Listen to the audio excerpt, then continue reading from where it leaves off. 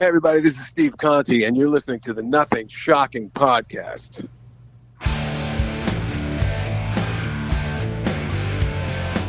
Want to know what's going on in the world of music? Then tune in to the Nothing Shocking podcast, a non-genre based, all ages friendly rock and roll program. Join us weekly for interviews with all your favorite rock stars from the mainstream to the underground. You can find us at nothingshocking.libsyn.com or anywhere you download podcasts.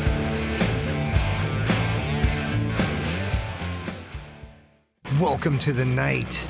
You think you know Night Demon? Then the Night Demon Heavy Metal Podcast is for you. Step into the darkness as we peel back the curtain to give you an unprecedented, all-access look into the mind and the heart of the demon. We're talking band history, song analysis, studio anecdotes, stories from the road. It's everything a diehard Night Demon fan could want and more.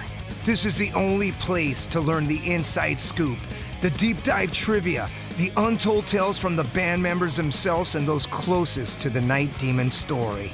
Need more? The Sacred Night Demon Crypt will be pried open to reveal demo recordings that have never before seen the light of day, all with in-depth commentary by the band and the people who were there for the writing and recording process. This is a gold mine, a treasure trove of all things Night Demon. Head over to nightdemon.net or wherever you listen to podcasts. We're putting the band back together. The numbers all go to 11. I'm talking about bands that rock. Led Zeppelin. What about Sabbath? AC/DC. Motorhead. Does that mean it's louder? Is it any louder? Well, it's one louder, isn't it? We're not worthy. We're not worthy. Why don't you just make 10 louder and make 10 be the top number and make that a little louder? These go to 11. I get up off the ground and raise my head. Days like this, think I should be dead. One for Satan, two for me. Let's cheat the devil, it's fun, don't you agree? Welcome to the Nothing Shocking podcast. I'm your co-host, Jeff Untied, and with me in Dog Bowl Studios is Coach Nez. You can find the Nothing Shocking podcast on Libsyn or any podcatchers, like our Facebook page, or follow us on Twitter at NoShockPod. You can also find the Nothing Shocking podcast on Rock Rage Radio every Sunday morning at 7 a.m. Central Time. Our sponsor is Ragged Records, located in downtown Rock Island, Illinois, and downtown Davenport, Iowa. We'd like to thank the Hong Kong Sleepover for allowing us to use their music for our intro and bumper ending. Tonight's guest is Steve Conte from the Monroe Band. Also formerly of the New York Dolls. And Company of Wolves. Yeah. He's promoting his new solo album, Bronx Cheer. Yeah, just came out in 2021. Yeah, it's exciting. So, hey, let's get to this interview. All right, good night. Good night.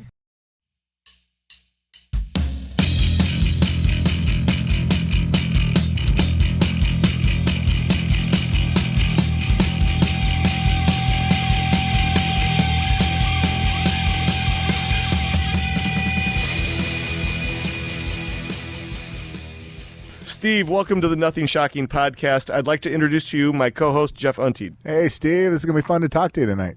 Hey, how you doing, Jeff? Good. And hey, Eric, and hey, everyone out there in podcast land. Happy to be here. Oh, this is so exciting. So, your new album, Bronx Cheer, was released this past November. Can you talk a little bit more about the writing and recording process of the new album and releasing it during the pandemic? Yeah, man, it has been a challenge, let me tell you. I was just talking to a friend of mine who's also on the same label, and I don't know if you are familiar with Mark Ribler. You know who he is?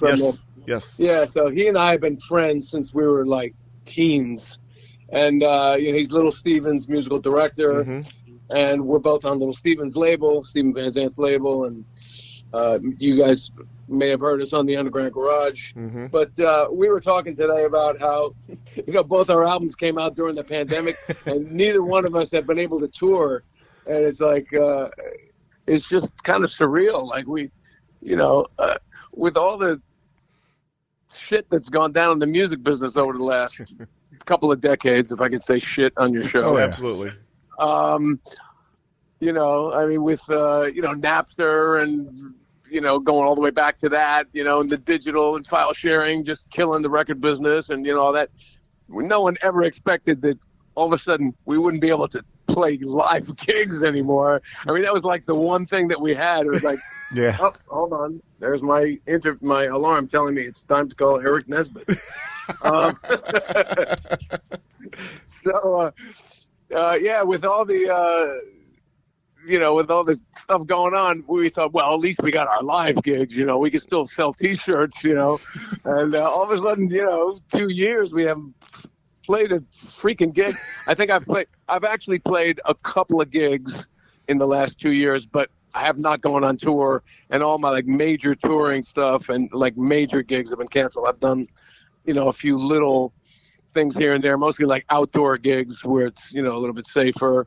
And I did one indoor gig for the release party for my album back in October in New York, when it just seemed like, this is before Omicron and all this, recent stuff. So, but other than that, I think I've played really 3 gigs in 2 years. Oh. I mean, I haven't gone since I was 13 years old and I first started playing live gigs. I have never gone this long without playing live. It's crazy. Yeah. But, the pandemic was fine for for the making of the record, because I got in and got all the major stuff recorded before the shit hit the fan, We started recording it in September of 19.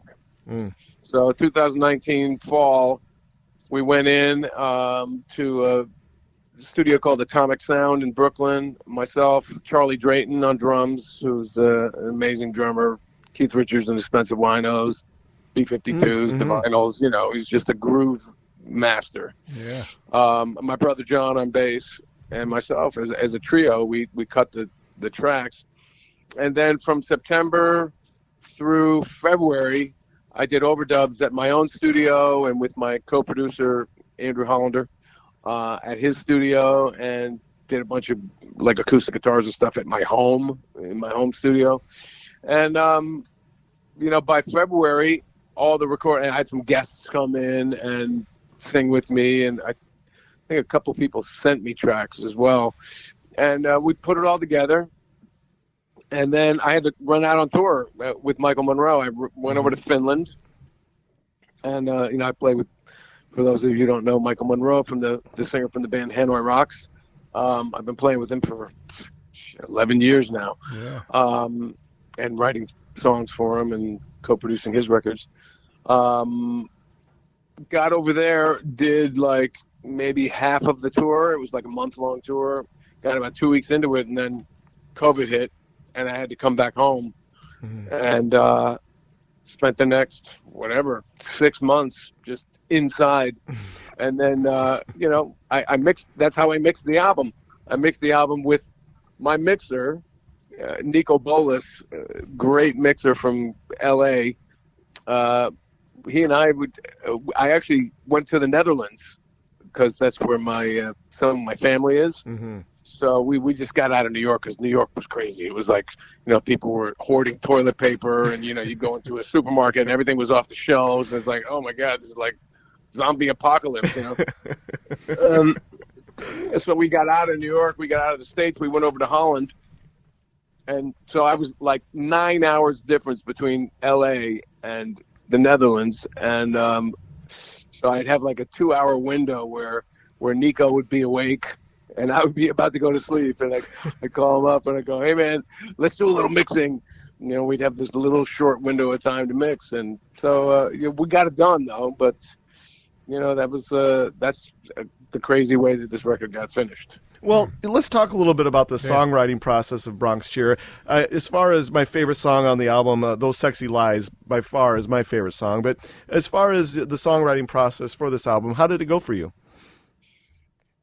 The way I usually work is I have like a core, like a handful of songs that I know, okay, this is the crux of the album right here, like these 5 songs or whatever. And then I pick from, my arsenal of thousands of songs, what goes with those songs, or if I don't have anything that goes with them, I write new ones, or if I'm, just inspired to write new ones, I write new ones. And so for me, the three new ones were Those Sexy Lies, Wildwood Moon, and what was the other one? Dog Days of Summer. Yeah, so those were three recent songs. The other songs were, some of them were going back to the 90s. Oh, wow. But that's the thing about, I don't write trendy music. Like my shit is not like, push a button and dance music on a computer. It's like guitar, bass, drums, keyboards, percussion, vocals, rock and roll, and that shit never goes out of date. It never does. It ain't the most popular music in the world anymore like it was in the 70s when, you walk down the street and every restaurant or bar, had guitar rock and roll blasting out of it. Now it's like hip hop and dance music. But rock and roll still sounds like rock and roll, It does. And so it wasn't trendy in the 90s, and it's not trendy now, and it's just real music, so it doesn't really matter when the songs were written. A good song is a good song. Song Guilty, that's from 1994. Flying is from 1994. It's like almost what is it, 30 years old. Yeah, exactly. But like they sound like classic songs, and that's why I never. I write a lot of songs, and I forget about the ones that aren't great. And these just always stayed in my mind all these years, so I knew that there was something good about them, and so I pulled them out of retirement or whatever you want to say it. And they were actually never retired because they'd never been born, really. They'd never been released. So that's cool. I was giving them their first life, 30 years later. But Those Sexy Lies, if that's your favorite, that was one of the more recent ones, which is nice because it shows I can still write songs. It's a great song. It's a great song. I guess when we're talking about, writing a battery of songs for an album, and obviously you've kind of explained to us that you've held some songs back for quite a few years before you've put them out on an album. But when you're writing for an album, how many songs do you kind of just say, okay, I'm not going to release these yet, I'm going to archive these? Or we've even heard of artists saying, well, that song's no good, we're going to throw them away and just forget about them. But for you, how does it work? Do you archive your songs that don't make it up to the forefront right away? Oh, hell yeah. And it's so much easier now than before the digital thing became so prevalent everywhere. I have boxes full of cassette tapes with like some great ideas on it, but man, it's daunting. I look at these like 10 shoe boxes full of cassettes and I go, where's that idea? I knew that idea is on one of these tapes in one of these boxes. Now I just go to my iTunes and in the comments when I have a song idea and I record it, I sing it right into my iPhone. I used to call my answering machine, back in the 90s, whatever. I'd call my answering machine and leave messages on my tape, and then I'd have to like transfer that onto another tape. But now I sing it to my phone and it's in my iTunes with a little note like sounds like, this song or, it's this genre or whatever. And I just like type in keywords and I can find any songs that I'm looking for. Oh, so it's a lot easier to keep track of stuff now. And I used to have notebooks, and I still do. I still like to write with the old pen and paper. Something kind of really analog and cool about that. But also I write all my stuff in digital, on the computer, on whatever, notes, in the iCloud, and so it's in my phone at all times. Any song ideas I have, and that's also easy to find. Like, what's that lyric that I had with that one word? I'll put one word into the search, and I'll find the lyric I'm looking for. Otherwise, I'd have to go through 50 notebooks, like looking for something maybe I'll never find. So it's really, that's a great thing about the digital world. It is. You know. So I don't know if that answered your question. You absolutely did. No, I was just going to ask you about the Dog Days of Summer. You mentioned that song. Is that the one that's got the little clip of the kid that's like, "Daddy, come play with me"? Yeah, that's my son. Yeah. I was just wondering if there was a story behind that. Oh, yeah. Well, I always liked that phrase, "Dog Days of Summer." It always just reminded me of, those days when you just want to lay there, under a tree, in a hammock. And so, I knew, I don't know if you guys have seen the video for that. It's on my YouTube channel. Mm-hmm. But I made the video look like my fantasy of what a Dog Days of Summer would look like, laying in a hammock, and these kids are desperate for me to come play with them. And, they come over and they, rub paint on my face, and I get up all pissed off. But I realized, when I was writing about that, I wasn't just writing about the lazy hot days of summer. I was sort of writing about, watching my kids grow up and watching them get older, and me, growing up and growing older, and watching the kids like zoom by me with all their energy. And I'm just like, yeah, it's cool, man. I'm just going to lay here. You guys go ahead. Just, knock yourselves out. I'm just going to chill in the shade. So that was, that's, if you listen to the lyrics, it's pretty self-explanatory, I think. And "Sexy Lies" is it's a little more cryptic. It's actually kind of a political song. It's inspired by the Hillary Clinton-Trump debates. Very cool. Well, so, can we kind of go change gears here on you? But as far as the evolution of you as a songwriter, this is your style. Do you feel as though that your songwriting has evolved and matured over the years, or do you still feel like you're that that songwriter that you were 20, 30 years ago? Let's see. I've been through a couple of metamorphoses, where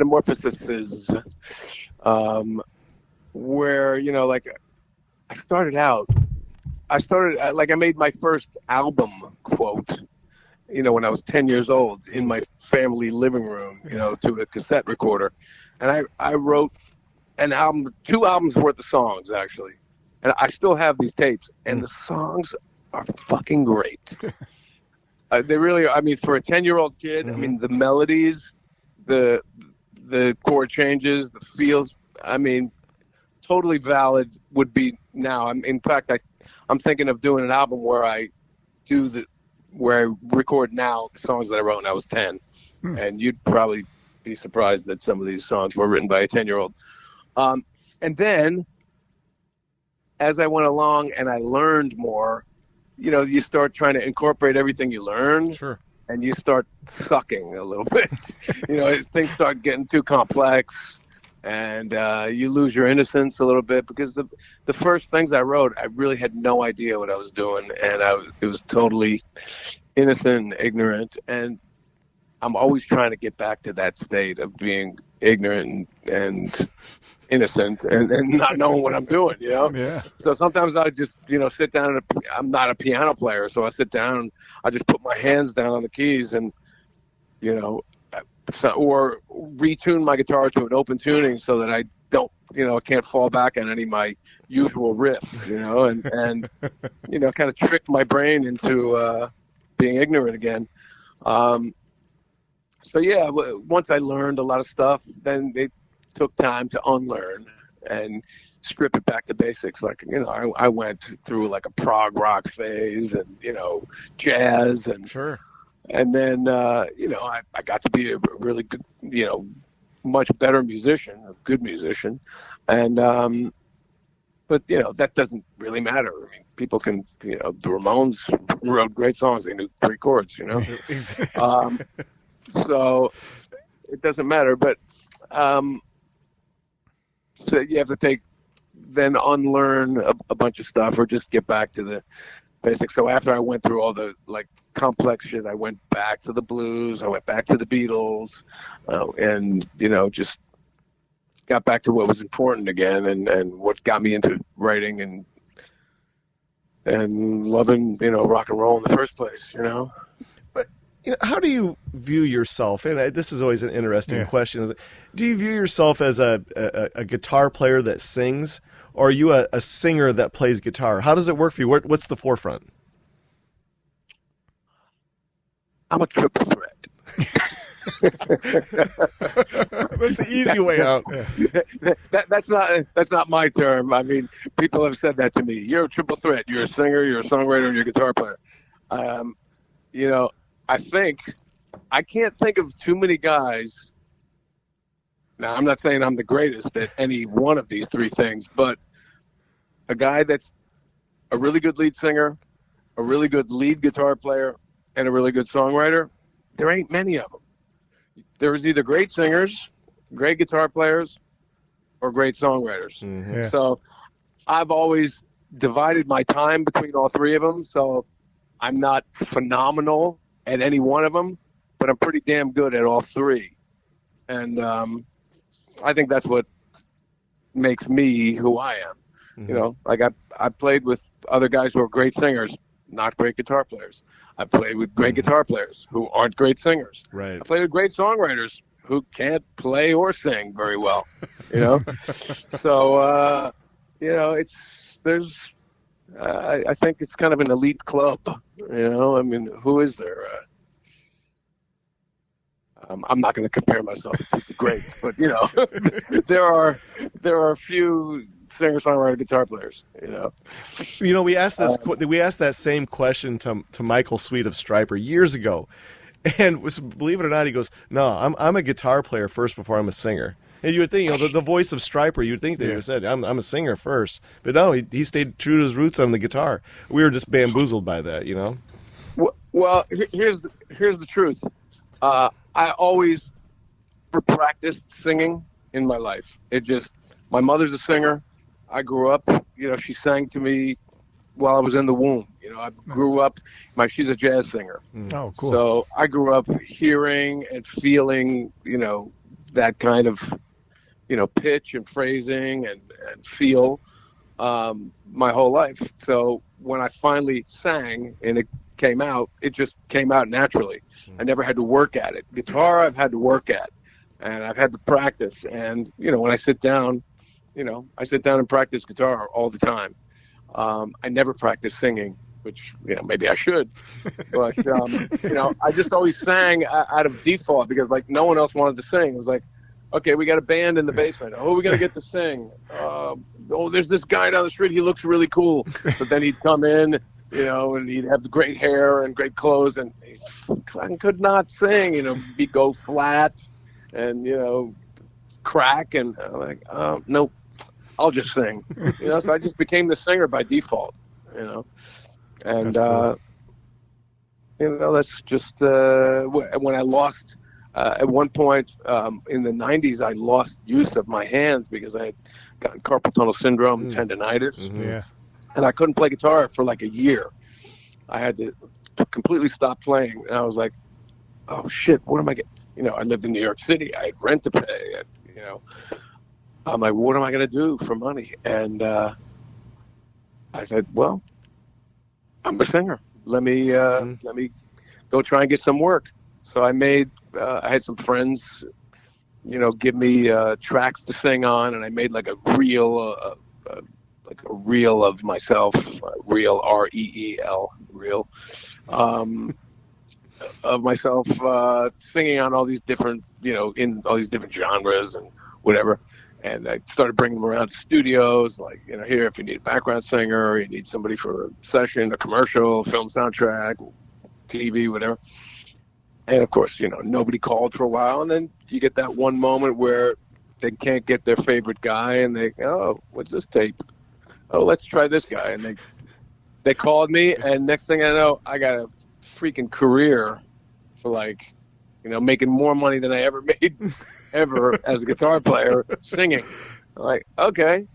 And then I got the call to like sing for Paul Simon, and I was Paul Simon and Simon and Garfunkel's. Nice. I call it stunt singer, basically. When they didn't want to sing during rehearsals, I'd sing. Paul would go, Steve, I'm going to take a break. Do Bridge Over Troubled Water. I'm like, okay. And Paul Simon ain't no slouch, man. Paul Simon is very picky. Yeah. And if you get one chance, if you screw up with that guy, he ain't going to call you back. I worked with him for 10 years. Nice. So I must have been doing something right. Oh, cool. Yeah, that's awesome.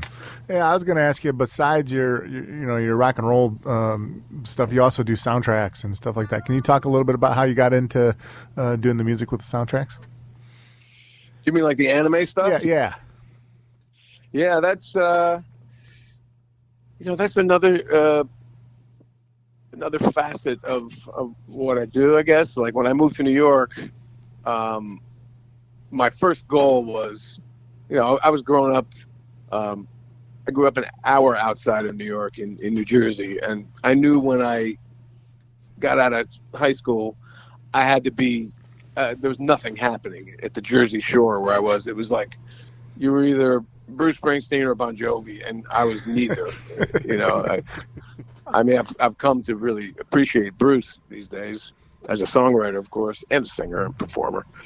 But it wasn't, neither one of them at the time were what I wanted to do, with rock and roll. So, I was much more into, Pretenders and the Police and Stones and XTC and stuff like that. So, I knew I had to come to New York. So I came to New York to start a band, get a record deal, and, make my own music. And somewhere along the way, this stuff happened where, people, heard me, whatever, playing a club or heard a demo or whatever. And said, oh, will you come and play guitar on this? And will you come and sing on that? And next thing I know, I started getting calls for studio work. And, when you can deliver like that, like you don't need a ton of rehearsing. People just call me, hey, come over and sing on this session. It won't be like, oh, give me the recording and let me rehearse it for a week. No, I just go over there and they sing it to me or play it for me, and I just, bam, it's in my ear, it's in my head, and I can spit it back out. It's like I was never a great music reader, so my ear just developed, and I had like a photographic memory for sound. Nice. Sort of. And, so my reputation, I guess, as a guy who can cut it in the studio grew. And when this woman, Yoko Kanno, came to New York in like 1998 to do her solo album, she was, you guys might know who she is, right? The composer of Cowboy Bebop music. Yeah. So she had the solo album in Japan coming out, and she wanted me to sing a song.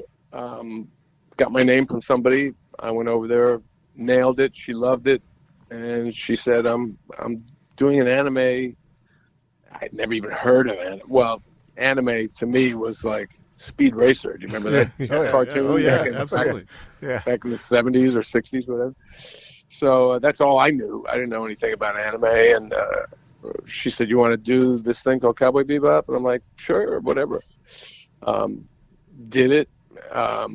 Sang live with a 30-piece orchestra on my first session with her. Oh, awesome. And then she just loved it, just kept calling.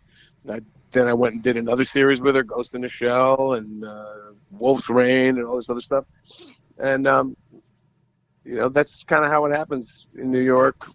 If you're good and, you have a good reputation, you show up on time, you're not all fucked up and, full of drama or some other stuff, people will want to hire you. So that's how I got into that. Cool. Oh, so cool. Yeah. You'd mentioned XTC, and I've always felt like nobody could write a song like Andy Partridge could. Oh, my God. Just brilliant, in such a subtle brilliance. I agree? Oh, completely. And You know, he's actually given me some amazing feedback on my new album. I don't know if you've seen those things that I've posted, but he's given me some amazing quotes. I mean, he's one of my songwriting heroes. It's like Lennon and McCartney, Jagger and Richards, Page and Plant, Partridge. Yeah, you know, absolutely. He's right up there, and he just lavished some praise on me that I was like, cool. Pinch me, please. Andy Partridge telling me that my album is great. Holy shit, you know. So I've hung out with him. I went to England and you know, went to his house, and we hung out all afternoon a few years ago. And I'm trying to get well, I don't want to talk about it really, but I'm trying to do something else with him. We'll see if it happens. But, yeah. You're getting me geeked, man. I'm getting excited already. Well, it might not. So, but anyway, you know, we're friendly. We email and you know, I mean, he wanted to be in the New York Dolls at one time. So we kind of, you know, geeked out over that together when we first met. You know, a friend of mine was building guitars for him, and this guy Dennis Fano, who makes these great custom guitars, and he had made guitars for Andy, and I said, "Oh, Dennis, please, you know, give Andy this record of mine." This was like back in 2003, and Dennis gave him my record, and he liked it, and you know, kind of sent messages back through that guy. But then with Twitter and it was really through Twitter, we started like tweeting at each other through Steve Lillywhite, the producer, who produced Drums and Wires and English Settlement. No, Black Sea and Drums and Wires.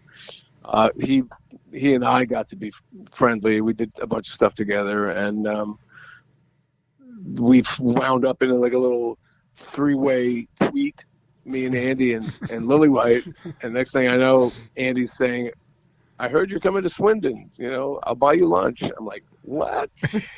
This is like unreal.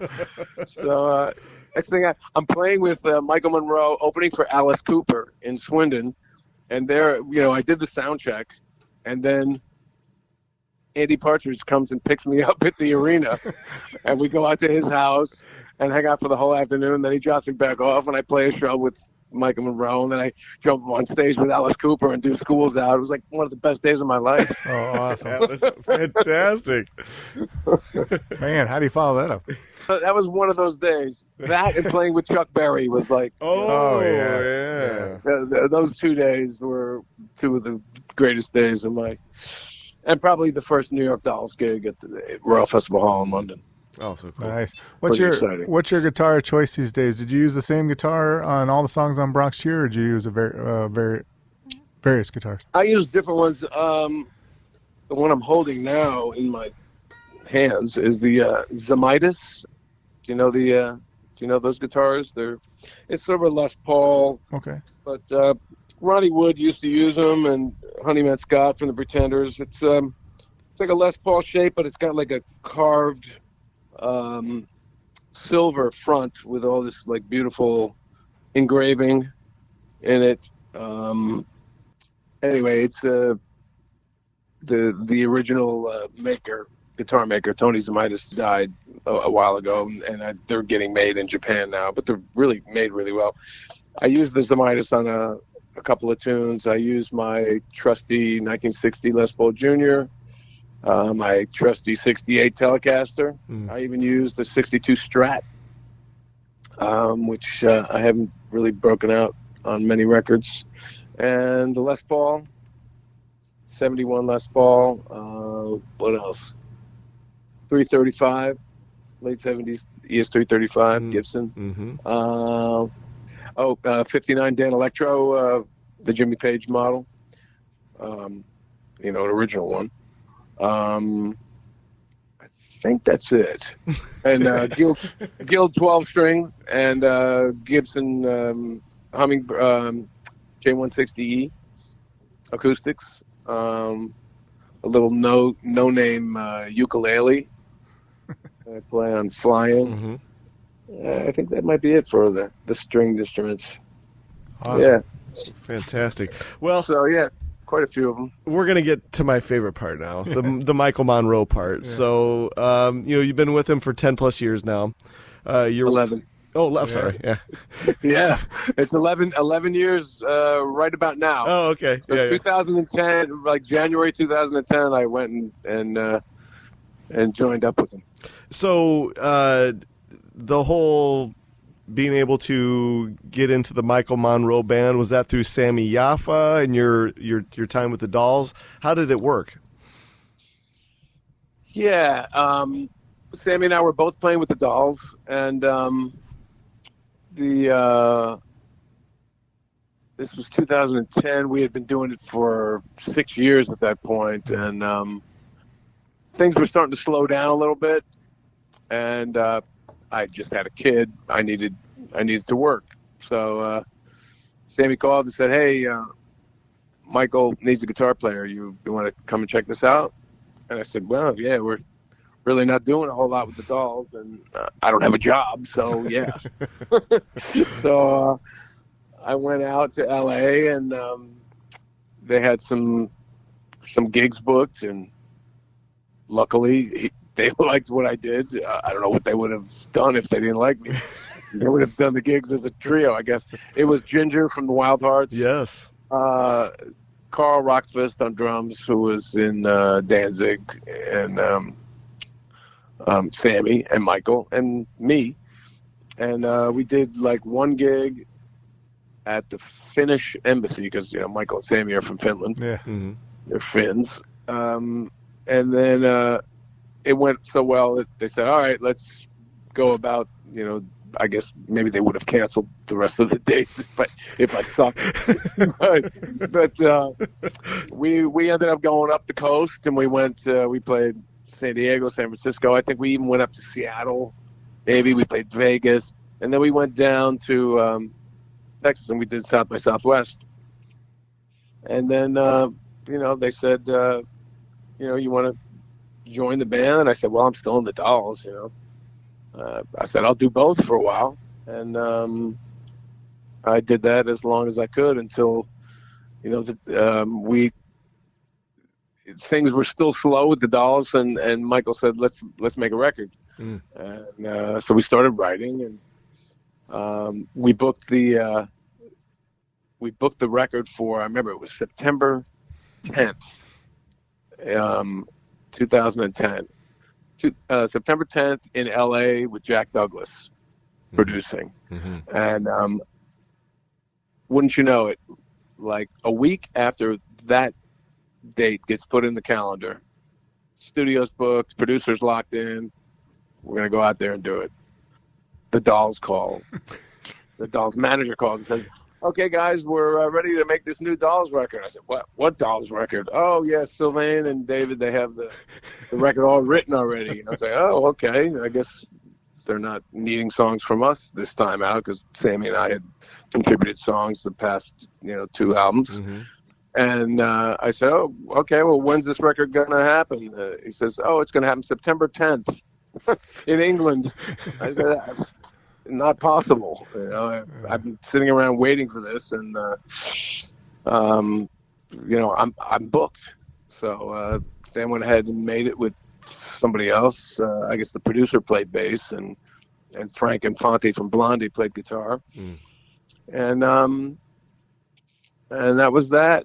Next thing you know, Michael's getting all kinds of work, and I had to work, so I started working. And, so that's how that turned out. And then we made that first album, Century Overdrive. Great album. Thank you. And then Ginger left shortly after the album came out, and it was time to make the next record, which was Horns and Halos. And everybody was like, because Ginger was in there like long before I got in, and so Ginger was kind of the main songwriter when I got in, and then he left, and they were all like, "Oh no, our songwriter's gone. Who are we gonna get to write songs?" And I'm like,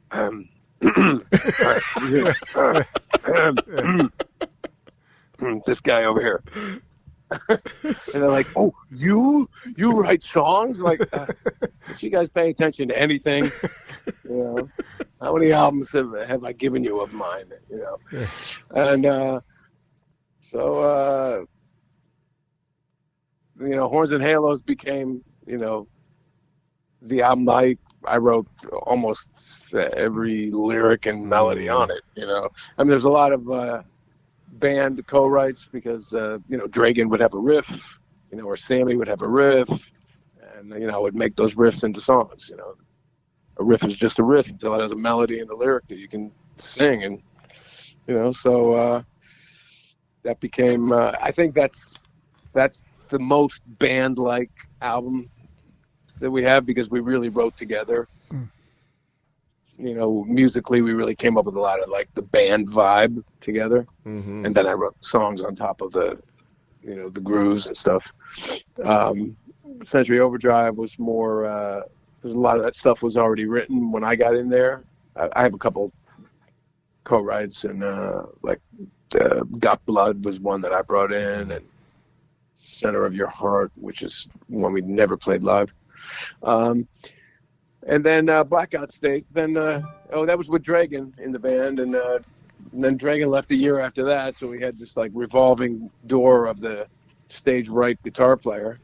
You know, it was Ginger for a year, then it was Dragan for a year, and then Rich Jones came in, and he's been in ever since. And he's really the band guy. You know, he's not out. He's got his own band, the Black Halos, but they haven't really. I think they just reunited recently to do something, but they're not a real active band out there, as far as I know, anyway. Cool band, but I think Rich is very right for this band. And that album we did, Blackout Stage, was probably my next favorite because we did a lot of that writing together, me and Rich, and also One Man Gang. We wrote a lot of stuff together. Well, and, as you say, Blackout States, that is my second favorite Michael Monroe solo album outside of, you know, Not Faking It being my all-time favorite. But Blackout States, my favorite track on that album was The Bastard's Bash. Really? Yeah, I love that song. That song is fantastic. Wow. That is a crazy one. It is. It's fantastic. But can you talk a little bit more about the creative process of Blackout States? How did it all work? Well, that I can tell you about Bastard's Bash. So, let's talk about that while we're on the subject, because that was one where Michael had this riff, and the lyrics were kind of not very, you know, they were just kind of standard, you know, nothing really exciting about it at that point, and the riff wasn't even really that exciting. And then Rich kind of came up with this that crazy, like, semi out of tune intro, you know, which we loved. And we demoed that up musically, but we still, you know, Michael was trying to come up with all kinds of different lyrics. I can't remember. I'm a rocker, I think it was called at one point. It was all these kind of like real standard rock lyrics, you know. I'm a rocker, I'm a true blue rocker or something. And I was like, you know, that's just not going to make it. You know, you can't say that in 2015 or whenever it was. You know, it's like we've heard that all before, you know. So I remember we were in Sweden making the record, and we were like in the studio making the record, didn't have lyrics for it. And I came upstairs after the session, the tracking session one day, and I don't know, I smoked a big fatty, and I just like, these lyrics just poured out of me. I was like, I don't know where that came from, but here it is, guys.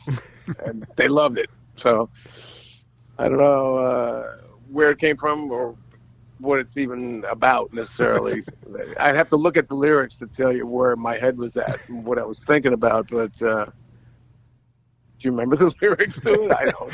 It's just that, it's just when I hear it, and since we've had you scheduled, I've listened to Black House Dates a few times, and that song just always sticks out. It's just a fun song. It's just fun. It's a fun song to listen to. It's a rocker. I just love it. Yeah, it's. I wish I could remember the lyrics to tell you, but I just wanted to make it kind of a dark party song. Just kind of about we're the highway to hell. It's almost like a highway to hell kind of vibe. Absolutely going down.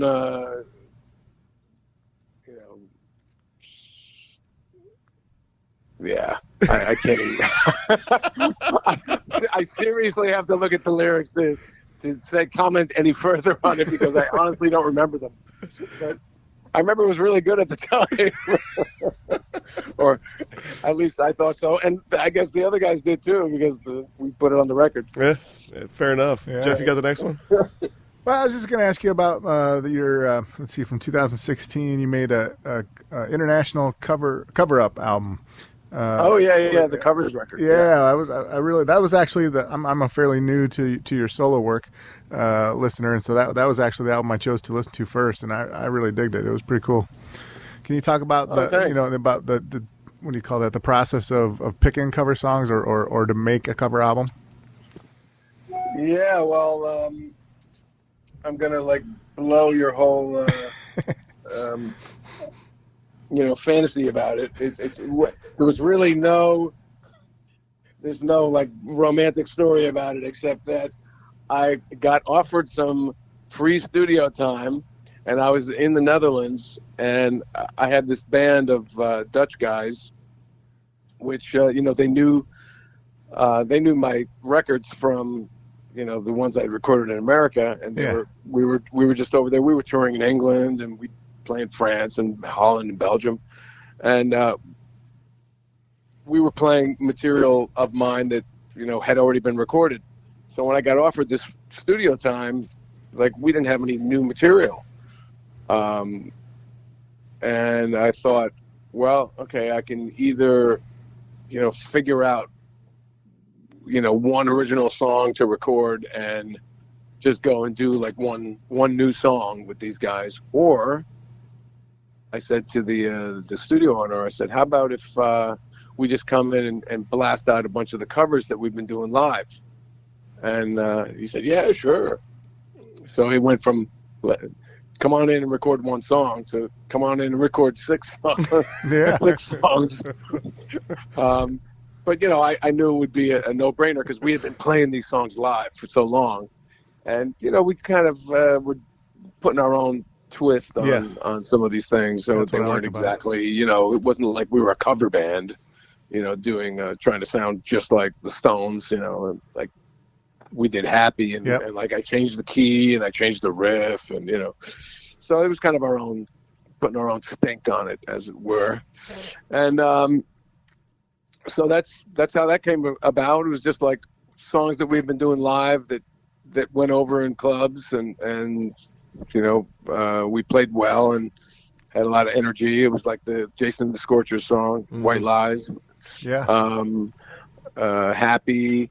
Somebody's gonna get their head kicked in. Fleetwood Mac. Yeah, I like that. What's the other one? Oh, the Working Ramones. Class Hero. What's that? Working Class Hero. Oh, okay.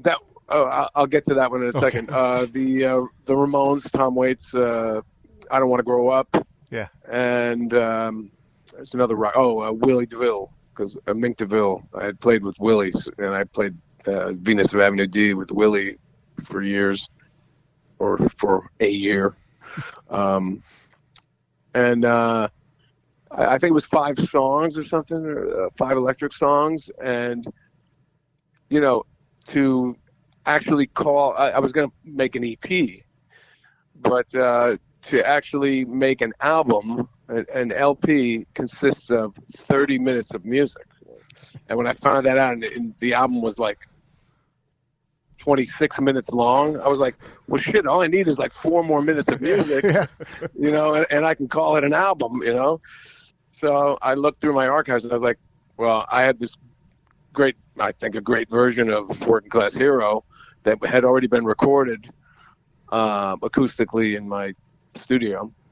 Just one 12-string and my voice. So that went on. And then I had done a radio show with Steve Lillywhite where I did Play With Fire, the Stones song, live on the radio. And the radio station let me take that version to put that on the record. So, nice. You know, I rounded it out with 2 acoustic songs and like 5 electric rockers, and there was an album. Yeah. Oh, so cool. So cool. So, you know, no grand plan, you know, it was just like out of convenience, you know. Hey, it works for me. Well, let's switch gears here. You know, the Company of Wolves debut album is a banger that I still listen to consistently to this day. I was going to say, don't ask me for a favorite song, but I'm going to say The Distance is my favorite song on that album. I tell you what, that debut album, it was like one of those kind of albums where you hear it, you know, for me as a consumer of your music, and I'm like, wow, they nailed it. Can you talk a little bit more about that debut album? And it means a lot to me. Does it mean as much to you as it means to me? Yes. And in fact, The Distance was the first song that we had written together. The singer, Keith, KYF, Keith Brewer, and we met in New York City in like 1988, I think. And this friend of ours put us together. He said, you guys would, I think you guys would write really great songs together. You know, I was looking for a singer. He was looking for a guitar player. So we got together. And the first day he came to my apartment, I said, what do you got? He said, well, I got this idea, and started singing me the chorus. And I was like, oh, that's great. I think these are the chords that should go with it. And then I came up with the verse, and boom, you know, day one, first song. I was like, okay. Got together a couple of days later. We wrote Everybody's Baby. A couple of days after that, we wrote St. James, maybe. I can't remember the order, but I just know The Distance was first. After we had written about 6 songs, we went, hey, what are we doing here? We should start a band. And he's like, I know a drummer, Frankie LaRocca, who was an A&R guy at Atlantic Records, and who had played drums with like John Waite and Bryan Adams and Scandal. And, you know, he's a well-known drummer. I had known his name. And I said, oh, Frankie LaRocca, great. And he's Italian. Cool. So I said, I'll get my Italian brother in here, and we'll have 3 Italians and you Scotsman. Keith Brewer. So we, you know, the next week we got together in a rehearsal room. Sounded amazing right from the get-go. Frankie was the kind of drummer that we loved. He was kind of Ringo, kind of Keith Moon, kind of Charlie Watts, Bunny Carlos, you know, simple rock and roll. And, you know, we laid down, I think we made maybe 12 demos, and then we got a manager, you know, shopped it around, and like this was the era, 89, when, you know, record companies were just throwing money around, and, you know, like 5 labels came to the show, and 4 of them offered us a deal, and we had to like think of which label to go with. And with our manager, we went with Polygram, because our manager was also managing Kiss and Cinderella, who were on Polygram. So we thought, he's got a relationship with them, that'll be good.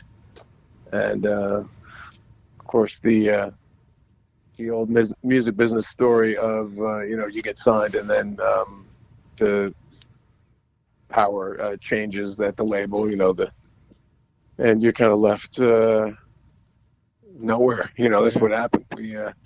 That's why we didn't get the real promotion that we should have got, because by the time the record came out, there was no president.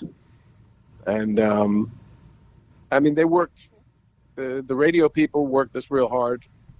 And they did a great job. The promotion people did what they could do, but they really didn't have a president going, we need to, make these guys blah, blah, blah. So, whatever happened. Made a great record. We were off to a great start, and then by the second record, a new president came in who didn't understand what we were doing at all. He was like an R&B guy, like a smooth R&B guy. Like, he loved Vanessa Williams and that sort of real pretty R&B. And he was like, "Who are these guys? Are they selling millions? No? All right. Get rid of them." So that's what happens. Yeah. Well, do you ever look back on that debut album? I mean, we see a lot of debut albums that were just amazing, and I put that up there with one of the best debut albums I heard, especially at the time. Did you ever feel like, as though, as you look back on that album, like, man, we really did something special there? I think so. I'm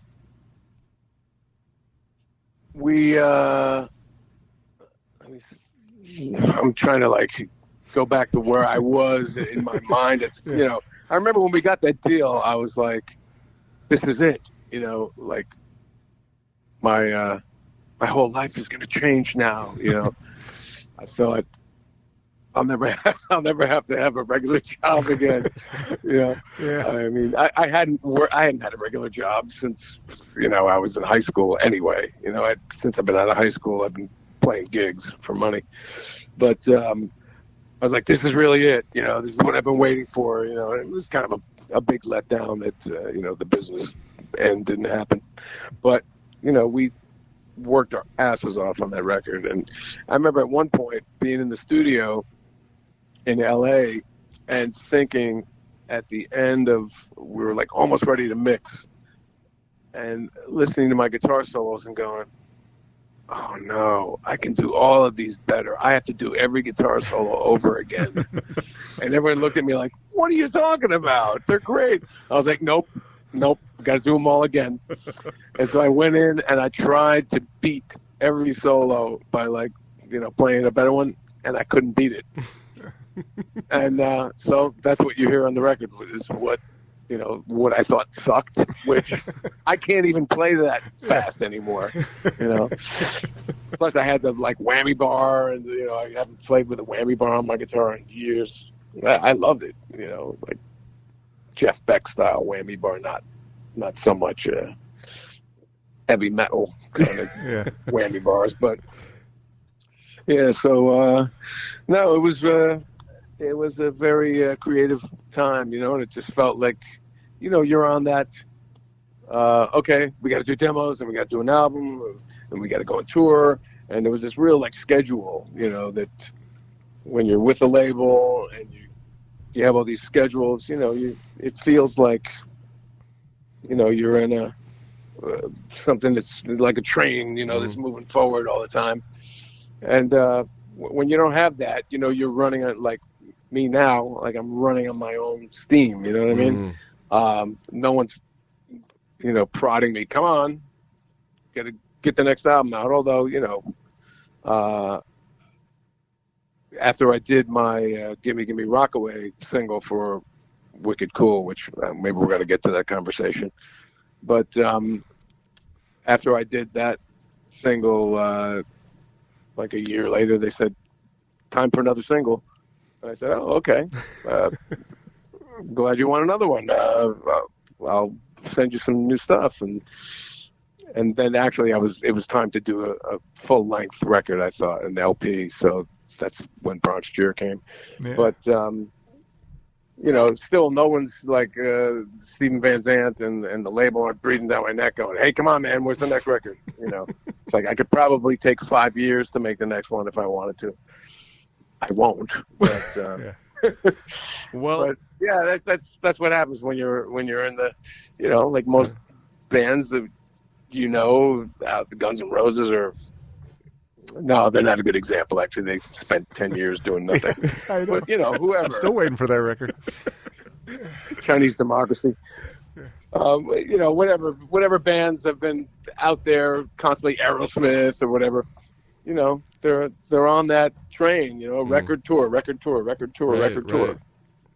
And it was nice to have a couple of years of that feeling. But it's rough being independent because you got to really do everything for yourself.